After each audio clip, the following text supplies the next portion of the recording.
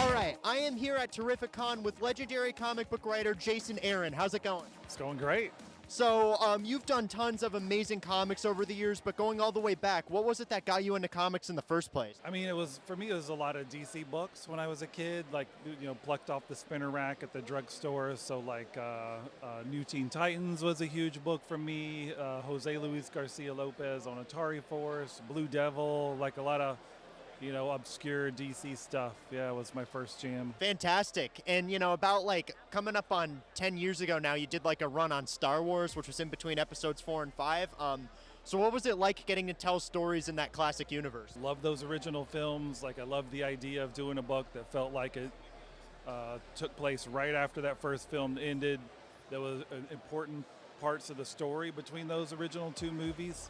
So we reached for a lot of big beats, and Lucasfilm let us do a lot of big, crazy stuff. So, yeah, it was awesome. And something that was really formative for me was in 2018 when I was 10, you did this one crossover event, War of the Realms, which was really cool. That was where Malekith takes control of the 9 realms and attacks Earth. I thought that was so cool, and that was so important to me. But what was it sort of like having to orchestrate that big thing with so many superheroes? Like, what's the creative process like there? I mean, I've done multiple events at this point. Yeah, it's a lot of characters to write. It's a lot of things to juggle schedule-wise. But it was that War of the Realms in particular was easier because it was very much an extension of what I was already doing in Thor, what I'd been doing for 6 years really at that point. Like, that war had started years earlier in the pages of Thor and had been building and growing and expanding until War of the Realms was really when the war like came to the streets of Manhattan.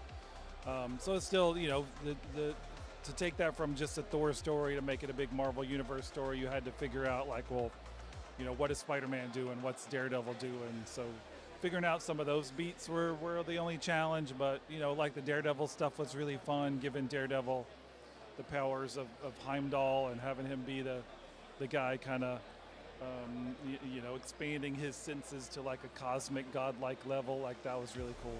And just earlier this year, you did your first ever Batman story, Batman Offworld, so that's where Batman goes to space. What was the inspiration behind this idea? I mean, some of it's I just wanted to write Batman for the first time once I was no longer Marvel exclusive. I wanted to start doing some DC stuff and wanted Batman to be the first thing.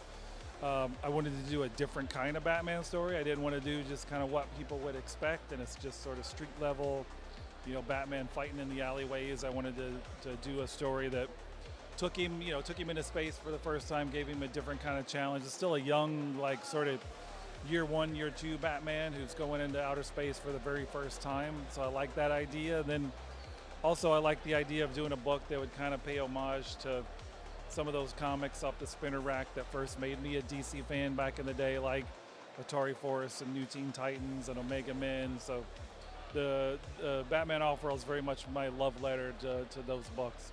And there's definitely like some Star Wars in it too, like a flavor of my Star Wars run. Yeah, definitely felt that reading it. And so just recently you put out your first Ninja Turtles comic, issue number 1, this relaunch for IDW. So what can you tell our viewers about where that storyline's going? The first 4 issues, each one focuses on a different one of the Turtles, different one of the brothers, and they're all drawn by different amazing artists. Joel Jones did issue 1, which just came out, and 2 is Mikey.